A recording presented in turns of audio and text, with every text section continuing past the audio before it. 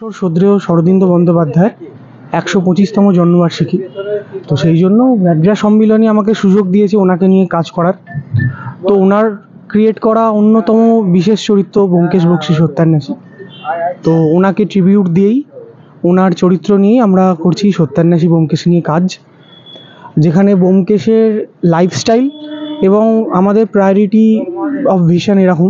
ব্যোমকেশের চোখে শরদিন্দুবাবু মানে একটা ফ্রিকশনাল ক্যারেক্টারের চোখে আমাদের একজন রিয়েল লেখকের পারসেপশন কীরকম হতে পারে সেটাই ফুটিয়ে তোলা। চ্যালেঞ্জিং বলতে জিনিসটা অনেকটা লিটারেচারের সাথে কানেক্টেড, তো একটু রিসার্চ ওয়ার্কটাই আমাদের কাছে বেশি চ্যালেঞ্জিং।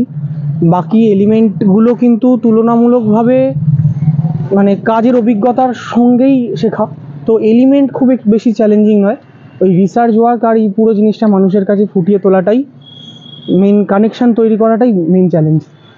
আর কাজ বেশ ভালোভাবেই এগোচ্ছে, দেখা যাক কতটা কি সাকসেস আসে। আর পুজো ক্লিক্সের দর্শকদের জন্য শারদীয়ার অগ্রিম শুভেচ্ছা। আপনারা চ্যানেলটি অবশ্যই সাবস্ক্রাইব করে দেবেন।